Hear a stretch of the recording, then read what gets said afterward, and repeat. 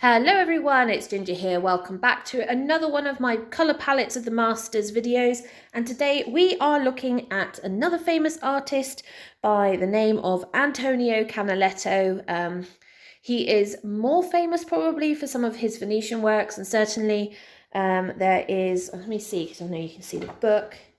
Flick through. So he's more famous for this painting than the painting we're studying today, which is actually this one, this little one here, which is Westminster Abbey with the Procession of the Knights of the Order of Bath. He did a couple of paintings of Westminster Abbey.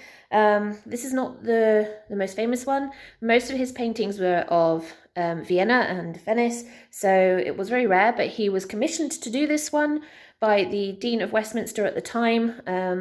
And it wasn't that long before that point that the West Towers had been completed, so this is kind of really important for that one. He was born roughly around about 1697, so he died about 18 years after painting this one, which was around about 1750. So he's a very detailed artist. Most of his paintings were all about detailed architecture, so his love was buildings, and that's what he focused on. And you can see by how kind of flat, and it's almost like he's done a detailed architectural drawing and then painted it. And the same goes for his other one, this one as well, almost exactly the same. Although there is shadows and dimension, it's very almost like 3-point perspective, precision drawing, architectural drawing. So it does tend to be a bit more flat. So we're going to be looking at the colour palette for this one today. As usual, because it's a small one, I'm going to put a bigger image of it here for you. And I'm going to switch so I can see it on my screen. So most of his colour palettes were very neutral. He had a lot of neutral colours in it. So the first colour we're going to go for is, again, one of our neutrals. A lot of kind of creamy neutrals, but they were on the yellow tone, so I'm going to look for a kind of yellow neutral. So something like this, which will bang straight in the middle. So you can see it's a warm colour. It is warm colours that he was using, but you can see that there's quite a lot of kind of neutral colour tones going on, which is probably one of the reasons why it looks so flat. So let's smooth that out. There we go. I've lost my cloth.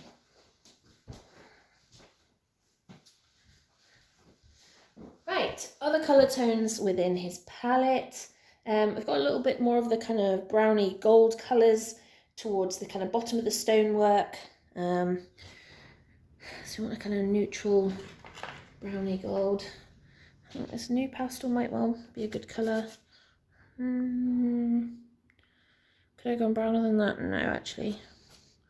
No, this is quite a good colour, actually, this one.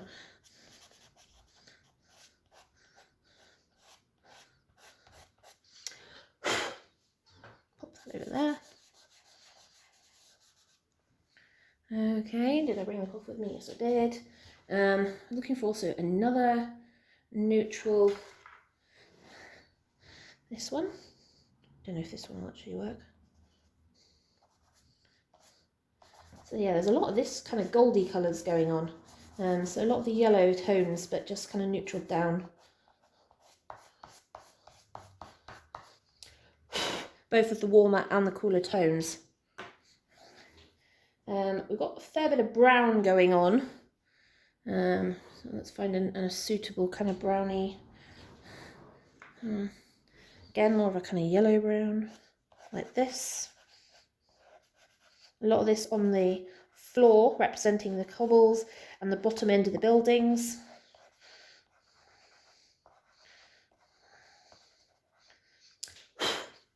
We also can't forget that we've got this huge expanse of sky going on. Again, it's quite a warm tone blue. So let's see, what do we got? I don't want to go too blue, because actually quite a lot of the sky is quite light. It doesn't get like a darker blue until late on. So actually this is a perfect colour for this, because there's a significant amount of this colour of sky before it kind of gets darker in one corner. And I suspect that he wasn't as interested in the sky as he was his buildings, which is not a surprise. Then you have this procession coming in.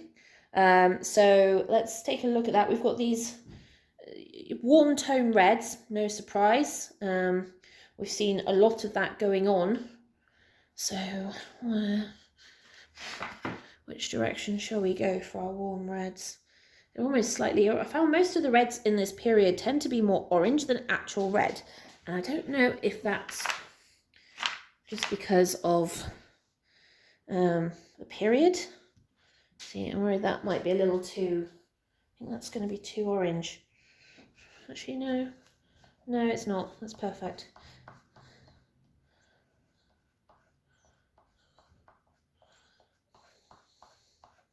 So it is again another warm colour. Most of the colours in this, I can't see any real proper cool colours in this at all. We do have a brick colour going on in one of the buildings on the left hand side. So it is kind of more of this kind of colour. Or is it a bit lighter? It's kind of a bit lighter, but I won't go too light. We got something in between? Yeah, more like this one.